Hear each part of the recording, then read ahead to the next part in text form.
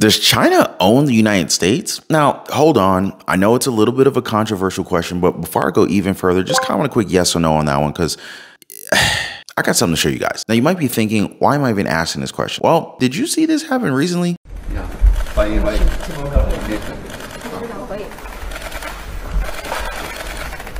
Yes, folks, that was Janet Yellen, our Treasury Secretary, one of the highest positions in the United States, bowing not once, not twice, but 3 times she bowed to her Chinese counterpart. Like, what the heck is happening here? A former staffer of the Bush administration said that American officials never bow. This is exactly what China wants, making it look as if Yellen was called into the principal's office for being late to the gym. I mean, come on, man. So Yellen then went on to botch the name of said vice premier of China while discussing that both countries strive for healthy economic competition that doesn't focus on a winner-take-all attitude. This narrative mirrors what President Biden did when he met with Saudi Arabia's crown prince, wherein he gave him a fist bump for approval. Now, many critics of the Biden administration argue that this is again another embarrassing showing of the United States, one that is now being broadcast to the entire world. Now, what do you guys think about this? Was it necessary for Janet Yellen to bow? Or does this show that China has a leg up on us? Now, something that a lot of us think is necessary is a quick overhaul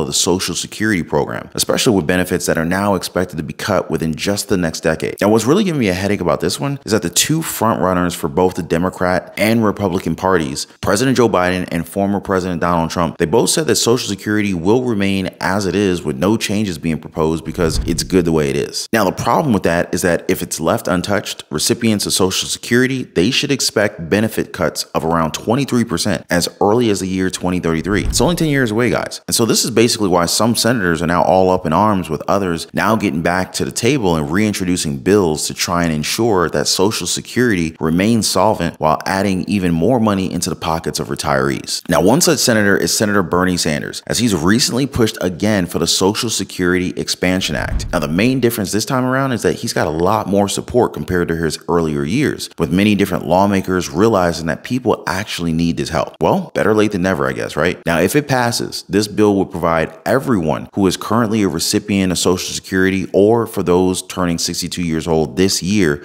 to receive an extra $200 in their monthly checks. That's right, guys, an extra $200 a month, meaning that the recipients would be provided with an extra $2,400 annually. Now, this bill will also do something about the solvency issue by taxing the highest income earners without adding taxes to over 93% of American households that make $250,000 or less per year. Now, obviously, we got to wait and see if this is actually going to happen, but this would extend the program for future generations all the way to the year 2096. Now, while I really appreciate the efforts of Senator Sanders, it really makes me wonder as to why elders are threatened every now and then when it comes to Social Security.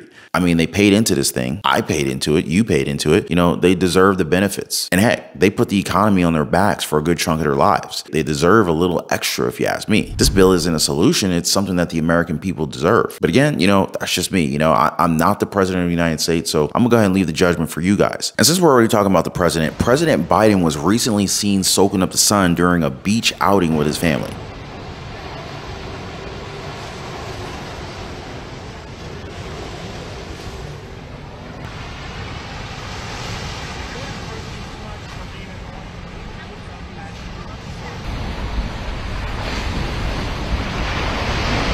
And so the White House is saying that this is exactly the reason why the drugs that turned up in the White House does not, I repeat, does not belong to either the president or the first son, because they weren't even in the building when it was found. So there you go, folks. Just forget about the white powder that was found just a few steps from the Situation Room. Let's just all soak up the sun with the president, huh? He's probably going to need that because there's a ton of questions just waiting for him once he faces the press. Now, one question Bud Light is asking itself right now is, where do we go wrong? Once hailed as one of the most favorite beers in the country is now looking from the outside as it has fallen off of the top 10 beers that Americans favor. Their brewing company, Anheuser-Busch, even provided holiday rate rebates that totaled $15, which made the beer in some parts of the country completely free.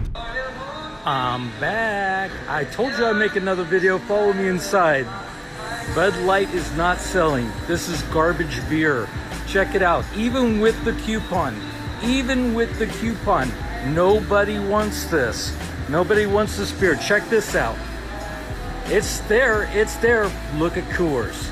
Look at Coors. People are choosing Coors and paying more than this dog shit with a coupon. check out the Modelo. I told you I'd come back with the video. It's selling like crazy. The beer was like less expensive than water. However, it's apparent that many drinkers still don't want it. I mean, it's cheaper than water, but people are still saying no. This is wild. I've never seen this before. Do you guys think that Bud Light will ever recover their sales and popularity? Now, speaking of popularity, artificial intelligence, it's still a very hot topic nowadays with workers fearing for their jobs as technology continues to grow. But here's some good news, guys. Robots at a recent AI conference, they have just said that they won't steal our jobs and that they're not going to rebel against us. They're not going to rebel against the human race. Why do I find this slightly unsettling? Does this set your mind at ease? I mean, it feels like a horror film in the making, but since they're saying it, I guess they'll never do it, right? It's funny how these movies display the future and then we end up living it. Is that art imitating society or society imitating art? Anyway, kind of like what our government leaders have been doing lately, right? All talk, no action. Now, on that note, these same robots also said that they can lead with a greater level of efficiency and effectiveness compared to our frail human leaders. Why? Because they don't have emotions to block out their decision making. Okay, so somebody has to pull a plug on these robots. This is becoming a little bit too scary. Are any of you guys worried about AI taking over our government? Do you think that they would do a better job? Now, moving on to another leader, former President Donald Trump has been blasting Florida Governor Ron DeSantis on Truth Social after admitting that his campaign hasn't performed as well as he had thought it would at this point in time. Now, Trump says that DeSantis is now desperately trying to get out of the 2024 race and save face for 2028, a year where, many analysts expect him to run again. Now, the former president even hinted that he's interested in attending debates for the GOP primary, but then took a step back and actually said that he's leading by 40 to 50 points over the closest competitor. What's the use of even entering the debates? Would you guys want to see a face-off between Trump and DeSantis? I'm pretty sure that it's going to be an interesting one to watch. Almost as interesting as RFK facing off against President Biden. What are you guys' thoughts on today's updates? Make sure to use the comment section to share your ideas. Now, when we talk about ideas, what are the most common ones that many of us have had during an economic downturn? Now, some people talk about saving as much money as they can, while others think of ways to clean up debt or get out of debt, become debt-free, reach fire, and these are great moves, but it's also a good idea to discuss investments. The reality with crashes in the economy is that those who have the money to invest will turn up with the most wealth. Take real estate and the stock market, for example. Like,